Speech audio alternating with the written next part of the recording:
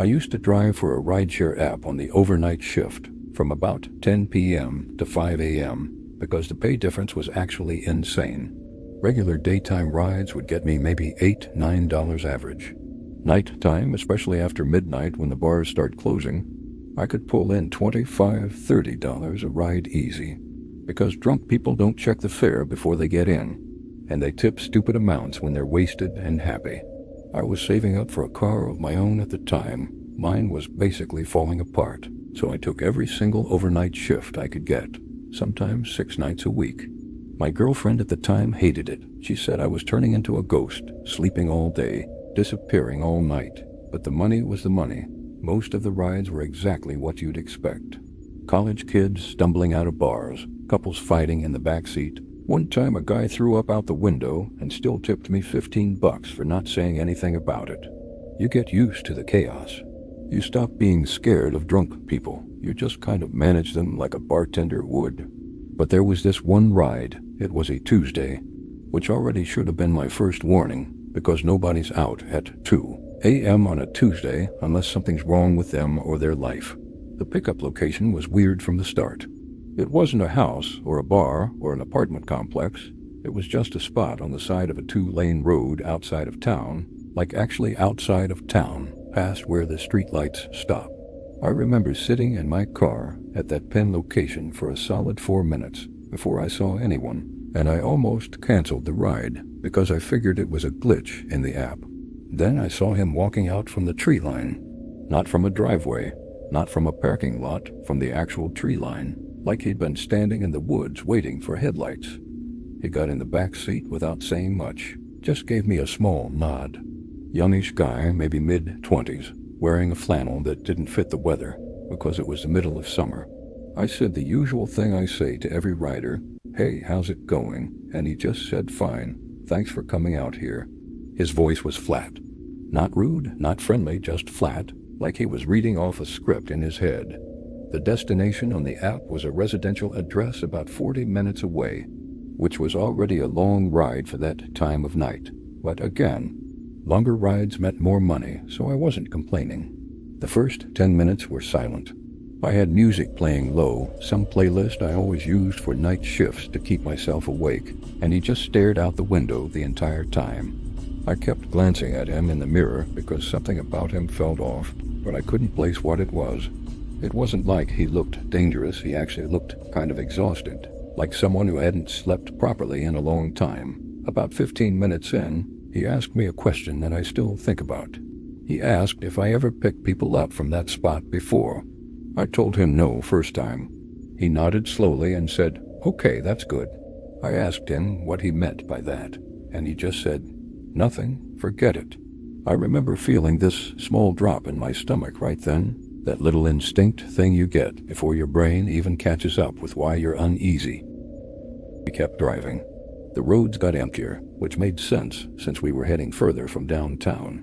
At one point he asked me to turn my music off completely, said he needed quiet to think. I did it because honestly, at that point I just wanted the ride to be over. The quiet made everything worse though, because now I could hear his breathing, and it was uneven, like he was trying to control it on purpose. Then he started talking without me asking anything.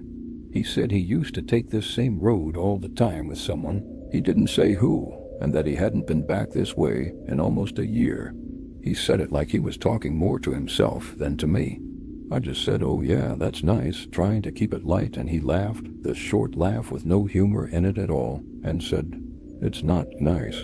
Actually, I didn't say anything after that. I just drove. The GPS said we had about 12 minutes left, and I remember watching that countdown like it was a lifeline, just wanting the number to hit 0. Around the 8-minute mark, he leaned forward between the 2 front seats, which nobody does. That's like an unspoken rule with rideshare. You stay in the back, and he asked me if I believed people could come back to places, even after something happened to them there. I asked him what he meant, and he just kind of smiled, sat back, and said forget I said anything. The rest of the ride was silent again. When we finally pulled up to the address, it was a normal-looking house. Lights off, nothing dramatic about it at all. He thanked me, tipped me a decent amount actually, like $18, and got out. I remember watching him walk up to the front door, and instead of going inside, he just stood on the porch, not moving as I pulled away. I checked my mirror twice before I turned onto the main road, and both times he was still just standing there in the dark, facing the house, not moving. I didn't think much more about it that night. I finished my shift, went home, slept. But a few days later, I was scrolling through local news, out of habit, and I saw a small article about a young woman who had gone missing from that same neighborhood almost exactly a year earlier. The article had a photo of the house where the last confirmed sighting was. It was the same house. I sat there staring at my phone for a long time. I want to be honest. I don't actually know if it means anything. Maybe he used to live there. Maybe he was her boyfriend and he was grieving. Maybe none of it is connected at all, and I'm just building a story in my head because the ride felt strange. I actually went back and looked at that pickup pen on the map a few times after that, just zooming in on satellite view like it would somehow explain anything. It was nothing, just trees, a drainage ditch, maybe a quarter mile from the nearest actual house. There was no reason for anyone to be standing there at 2 in the morning waiting for a ride unless they had walked there specifically through the woods in the dark before ever opening the app. That detail bothered me more the longer I sat with it. You don't accidentally end up in the middle of nowhere like that. You choose it. I also went back through my ride history out of curiosity, checking if I had ever picked up from that exact pin before without realizing it. Maybe on a night I wasn't paying close attention. I hadn't. It was the only time that location ever came up for me in the 2 years I drove for that app. I asked a couple of other drivers I knew from a local group chat we had going, just casually, if that pickup spot rang a bell for any of them. One guy said he thought he remembered a strange pin out that way once, but he couldn't recall any details. Said he just canceled it because it looked too far off the main road for a normal fare. Nobody else recognized it at all. I never got a ride request from that pickup location again. And after that night, I started turning off ride requests that came from stops outside the city limits, no matter how good the fare looked. I never told anyone this except my girlfriend at the time, and even she said I was probably reading too much into a guy having a bad night. Maybe she's right. I think about the way he stood on that porch more than I'd like to admit, though. Not walking in, not knocking. Just standing there in the dark, facing a house he clearly hadn't been inside in a long time, like he was waiting for permission, or waiting for something to answer back. I quit driving overnight shifts about 2 months after that. Told my girlfriend it was because the pay wasn't worth how exhausted I was all the time, which was partly true. But honestly, after that ride, every late night pickup felt different to me. I'd catch myself watching the pin drop on a new ride request, checking if it looked like a normal address or something set too far back from the road, something surrounded by too much dark space on the map. Most of the time it was nothing, just regular people going about regular nights. But every so often I'd get a request from somewhere a little too quiet, a little too far from anything, and I just decline it without a second thought. Tell myself it wasn't worth the extra money, even on nights when I really needed it. I never found out what happened to that girl from the article, if she was ever found, if the case ever went anywhere. I stopped searching for updates after a while, because I didn't like how much time I was spending trying to connect two things that might not even be connected at all. But I still think about that porch sometimes, late at night, when I'm driving somewhere quiet and the road ahead just kind of disappears into the dark past my headlights. And I wonder if he's still standing there, or if he ever actually went inside at all. Me and two of my friends, Casey and Dev, used to do this thing every summer where we'd pick a random state we'd never been to and just drive there over a long weekend. No real plan, just gas station food and cheap motels. It wasn't about the destination, really. It was about getting away from our regular lives for a few days. That particular summer, we picked a route that cut through a pretty rural stretch.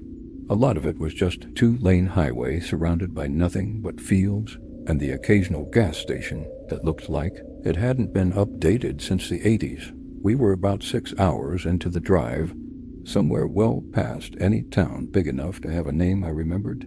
When Dev's car started making this grinding sound, he pulled over onto the shoulder immediately because he was paranoid about his transmission, which had already given him trouble once before.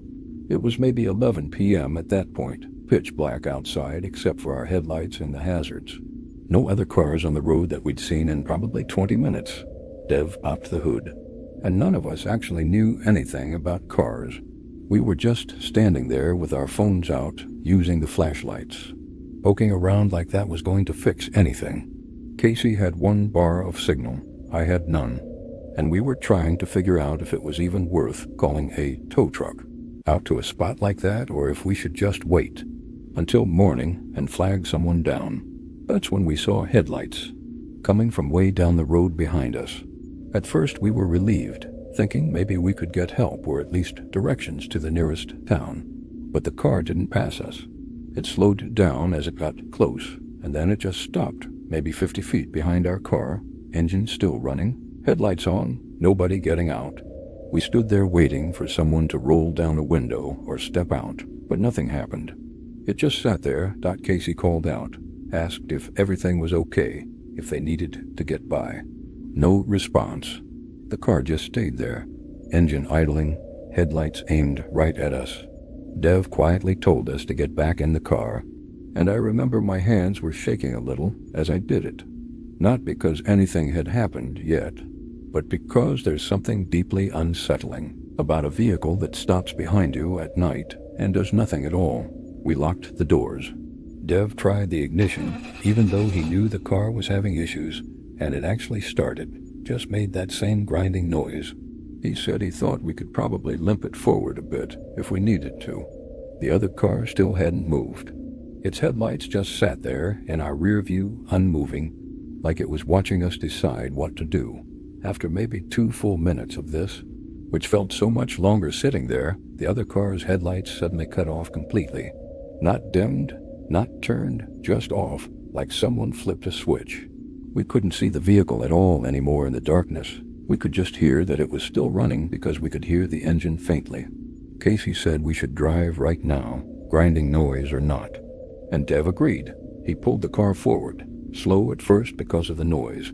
And in the side mirror I watched for the other car's headlights to turn back on and follow us. They didn't. We drove maybe 2 miles like that. No headlights behind us at all, just darkness, before Dev finally said he thought we lost them, if there was ever anyone to lose in the first place.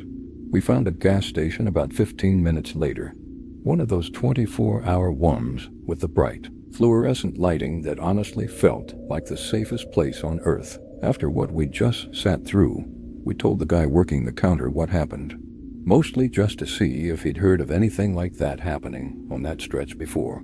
He didn't seem shocked at all, which honestly scared me more than the actual incident did. He just said that road gets people doing that sometimes and left it at that. Wouldn't elaborate no matter how many times Casey asked him what he meant by that. We ended up staying in the gas station parking lot until it was light out, none of us wanting to get back on that highway in the dark. And Dev's car somehow made it the rest of the trip without the transmission fully dying, which he still calls a miracle. Here's the part that I still can't fully explain, and this is the part where the 3 of us actually disagree on details, which bothers me more than anything else about that night. Casey swears there were 2 people in that other car. She says she saw a second silhouette lean forward from the back seat right before the headlights cut off. Dev says he never saw anyone at all, not even a driver's silhouette, just the shape of the car itself. And me, honestly, I don't remember seeing anyone either. I just remember the headlights and how long they sat there without moving. We've talked about that night probably a dozen times since, and every single time the details shift slightly depending on who's telling it. I don't know what that means. Maybe we were just scared enough that our brains filled in different gaps. Or maybe we each only caught a piece of something none of us really understood in the moment. A few months after that trip, I was back home and I brought it up to my older cousin, who used to drive that same general region for work, delivering auto parts between warehouses for years before he changed jobs. I didn't tell him exactly which stretch it was, just described the area in general terms, and he got quiet for a second and asked if it was near a specific exit number, which it was almost exactly. He said drivers used to talk about that particular section on their CB radios back when he started the job.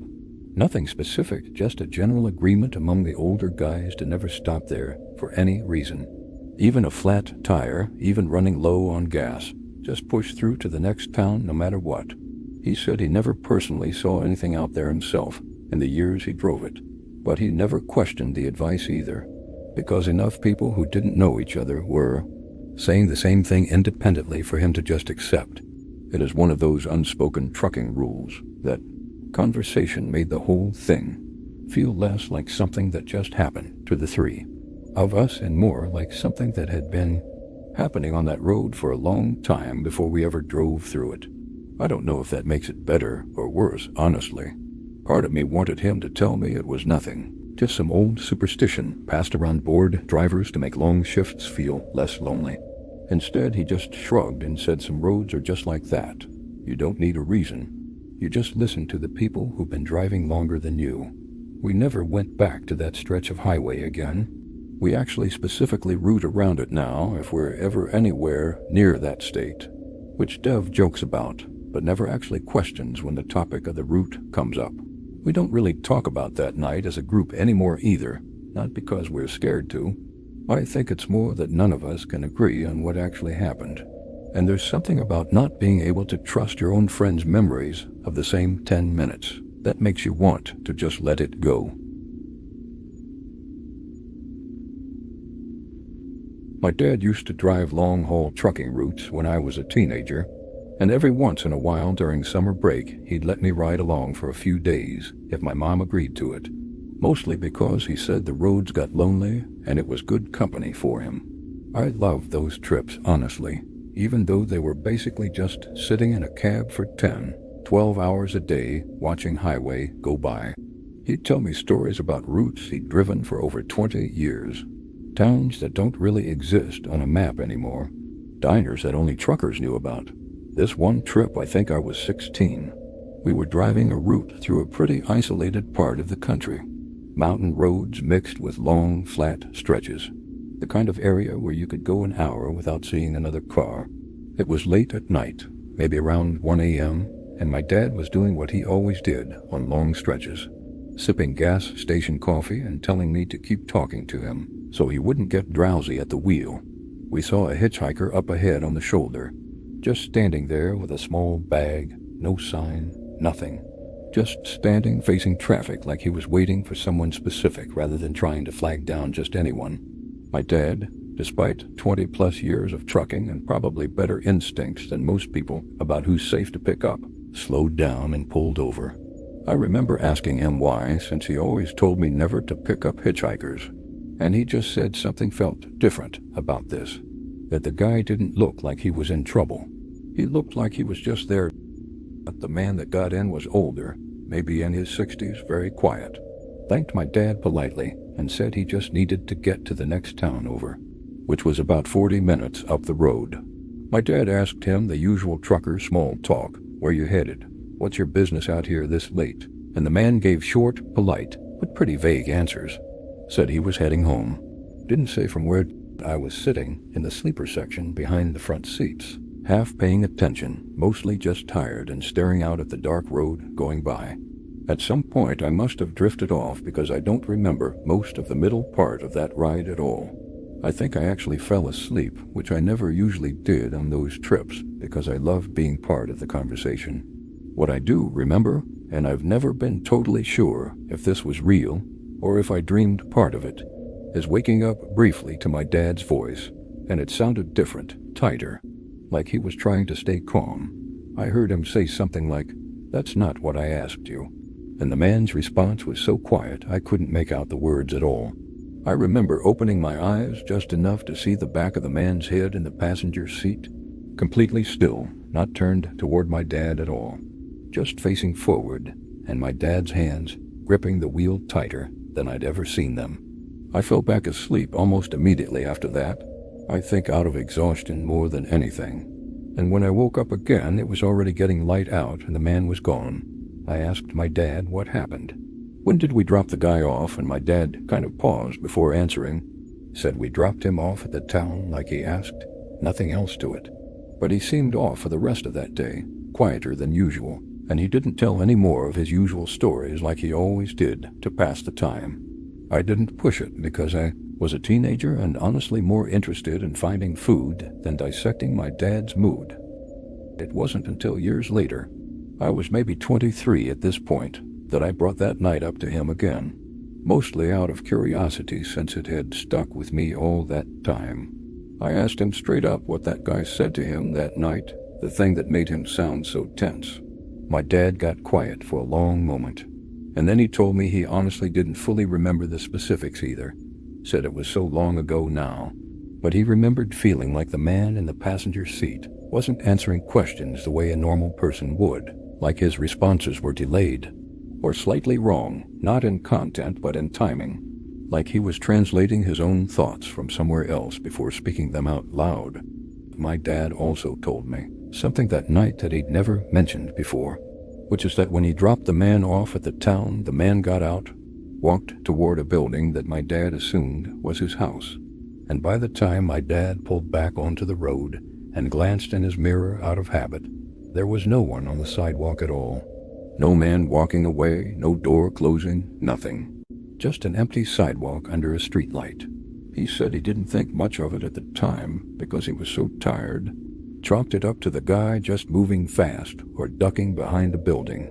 But he said it was one of maybe 3 moments in his entire trucking career and that he still thinks about, sometimes for no particular reason, usually late at night on long drives. When the road gets that specific kind of quiet, there's one more detail. My dad told me that night when I finally got him talking about it, something he said he'd never mentioned to my mom or anyone else because it sounded ridiculous even to him. He said that at some point during the drive, before I fell asleep, he glanced over at the man to make normal conversation, the way you do to keep a passenger comfortable.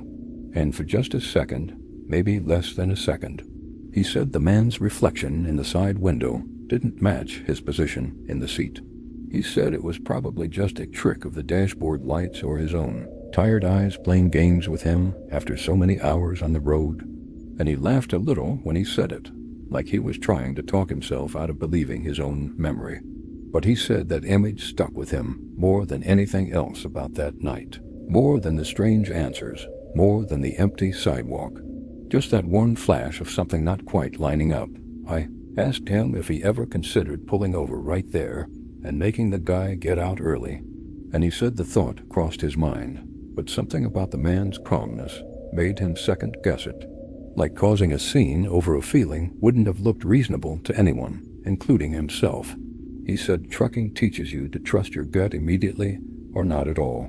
There's no in-between on those roads, and that night he just couldn't fully commit to either one. So he did the safest thing he could think of, which was just get to the drop-off point as fast as possible without making it. Obvious he wanted to. My dad retired from trucking about 4 years ago now, and he still does long drives sometimes just for himself. Road trips with my mom mostly. Nothing like the old hauling routes. I asked him once if he'd ever pick up a hitchhiker again, knowing what he knows now, and he just shrugged and said probably not. Not because he thinks something bad would happen exactly, but because he said some rides just feel different once they're already moving, and there's no real way to explain that feeling to someone who wasn't sitting in that seat. I still don't know what to make of that whole night. I think about it sometimes on long drives of my own, especially the empty stretches of highway where the street lights are far apart and you can't see anything past your own headlights.